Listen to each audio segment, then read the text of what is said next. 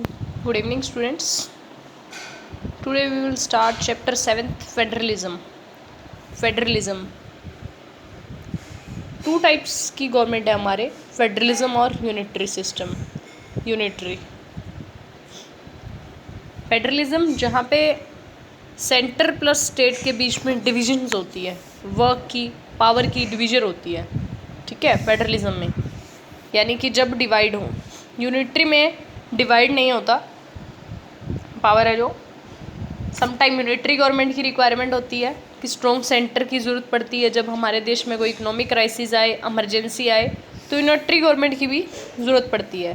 But normally federal system चलता है. Federalism means firstly we discuss constitution ने है जो अंडर आर्टिकल में फेडरलिज्म के लिए कुछ वर्डिंग लिखी हुई है, वो पूछ सकते हैं आपसे किस आर्टिकल में दिया हुआ. आर्टिकल 1 में लिखा है इंडिया दैट इज़ भारत, जो कि भारत है, shall be a union of state. वो क्या है? राज्यों का संघ है. उसने क्या कहा है? India that is Bharat shall be union of state. तो आपसे ये पूछा जा सकता है कि India Bharat that shall be union of state agreement state under which article. तो आर्टिकल 1 में दिया गया है ये कि इंडिया है जो यूनियन ऑफ स्टेट है, राज्यों का संघ है. उसके बाद नेक्स्ट है फेडरलिज्म का मीनिंग आपको पता होना चाहिए. Federal government is an agreement. Federal government एक ऐसा एग्रीमेंट है किसके बीच में? Between the centre and state. Federal government is an agreement between the centre and state.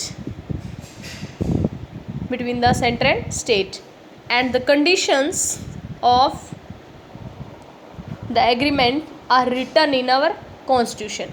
क्या कहा गया है? फेडरल गवर्नमेंट एक ऐसा एग्रीमेंट है जो एग्रीमेंट सेंटर और स्टेट के बीच में, ये ध्यान रखना है आपको, centre between the centre and state. ठीक है, और इस एग्रीमेंट की जो भी कंडीशंस है वो कॉन्स्टिट्यूशन में रिटन है students. And the conditions of the agreement are written in to the constitution. ठीक है, फेडरलिज्म जो स्टेट और सेंटर के बीच में एक एग्रीमेंट है. एग्रीमेंट किस चीज़ का? डिवीजन ऑफ पावर का, यानी बटी रहेगी. फेडरल सिस्टम जहाँ division of power between centre and state. Unitary system जहाँ डिवीजन नहीं होगी, जहाँ स्ट्रॉन्ग सेंटर रहती है. तो दो टाइप है, आपको दोनों समझना है. फेडरल डिवीजन, यूनिटरी डिवीजन नहीं होना. और according to Montesquieu federal government is an a convention. Federal government is a convention है. कहते हैं फेडरल गवर्नमेंट एक ऐसी प्रथा है by which similar states agree to become member of a large one. कहते हैं कि फेडरल गवर्नमेंट एक ऐसी प्रथा है जिसमें क्या है, सिमिलर स्टेट यानी सभी जो राज्य हैं एक जैसे हैं, वो एग्री हो जाते हैं कि एक ग्रुप का हिस्सा बनने के लिए. एक ग्रुप क्या? लार्ज ग्रुप का. जैसे स्टेट गवर्नमेंट है, वो एक लार्ज ग्रुप का हिस्सा बनने के लिए रेडी हो जाती है. सेंट्रल गवर्नमेंट लार्ज ग्रुप हो गया, सेंटर के प्लस स्टेट गवर्नमेंट, यानी कि जैसे कि प्राइम मिनिस्टर है वो लार्ज ग्रुप हो गया, राइट. प्राइम मिनिस्टर है वो क्या हो गया? लार्ज ग्रुप हो गया. अब जो सीएम है वो क्या हो गए? वो इस ग्रुप का एक हिस्सा हो गए. ग्रुप का हिस्सा हो गए हर स्टेट के. स्टेट से क्या बना? Union of state. स्टेट से क्या बना? कंट्री बना ना. कंट्री बना. कंट्री देश किससे बनता है? राज्यों से मिलकर देश बनता है.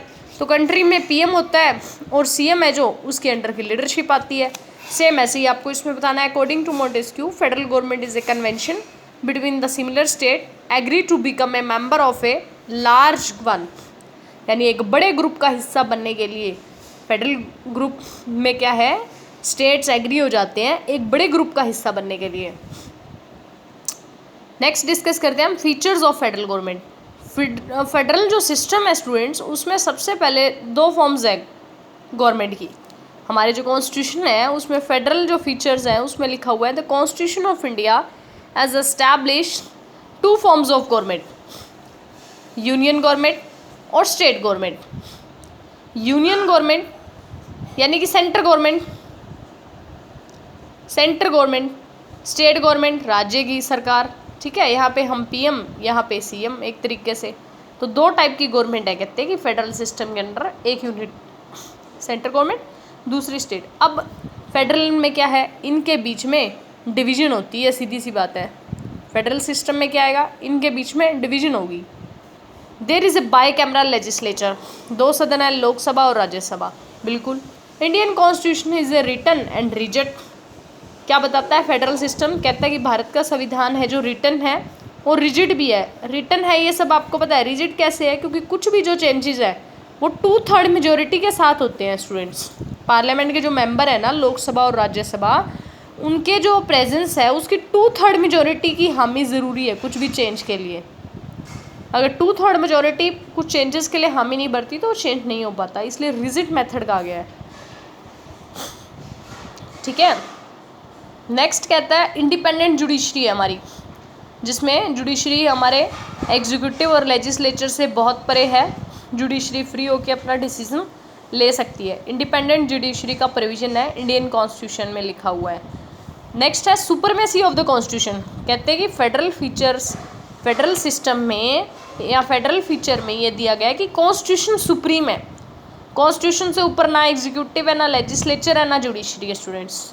वो कहता है कि कॉन्स्टिट्यूशन ने जो लिख दिया गया अकॉर्डिंग टू कॉन्स्टिट्यूशन ही सभी को फॉलो करना होगा, चाहे वो जुडिशरी हो, चाहे वो लेजिस्लेचर हो, चाहे वो एग्जीक्यूटिव हो। नेक्स्ट कहते हैं सुपरमेसी ऑफ जुडिशरी। जुडिशरी भी सुप्रीम है कॉन्स्टिट्यूशन की तरह, क्योंकि जो जुडिशरी है वो जस्टिस कैसे करेगी? According to constitution. जो इसमें रिटन है उसके अकॉर्डिंग जुडिशरी भी जस्टिस करेगी, तो कहते हैं कि सुप्रीम रहेगी जुडिशरी भी। ये फेडरल फीचर है फेडरल गवर्नमेंट के। नेक्स्ट हम यूनिटरी के भी करेंगे, but first of all federal feature है जिसमें डिवीजन रहेगी सेंटर और स्टेट के बीच में। आप नेक्स्ट वीडियो में देखेंगे किस तरीके से यूनियन ऑफ लिस्ट है जो उसमें डिवीजन भी है वर्क की। ठीक है, डिवीजन भी रहेगी। तो ये कुछ फेडरल फीचर हैं गवर्नमेंट के, तो जिसमें ये बताया गया है बाई कैमरल है, रिटन है, सुप्रीम कॉन्स्टिट्यूशन है, सुप्रीम जुडिशरी है, बाई कैमरल लेजिस्लेचर है, यूनियन गवर्नमेंट और स्टेट गवर्नमेंट, 2 टाइप की गवर्नमेंट है। इसमें सिर्फ आपको बड़ा इजी चैप्टर है, इसमें सिर्फ आपको 2 ही बातें समझनी है, एक फेडरल सिस्टम और एक यूनिटरी सिस्टम। फेडरल जिसमें डिवीजन होगी सेंटर प्लस स्टेट के बीच में, वर्क की पावर की डिवीजन होगी जहाँ पे। ठीक है। यूनिटरी में स्ट्रॉन्ग सेंटर होगी।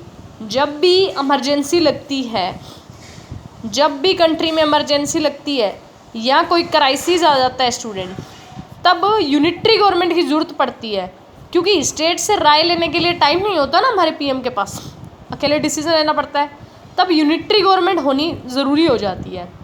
नॉर्मल सिचुएशन है उसमें डिवीजन रहेगी यानी फेडरल सिस्टम चलेगा, बट क्राइसिस और इमरजेंसी के टाइम यूनिटरी गवर्नमेंट एक स्ट्रॉन्ग गवर्नमेंट का काम करती है। Okay, thank you. I hope समझ में आया होगा। कोई डाउट हो तो आप व्हाट्सएप पे मैसेज कर सकते हैं स्टूडेंट्स। Thank you.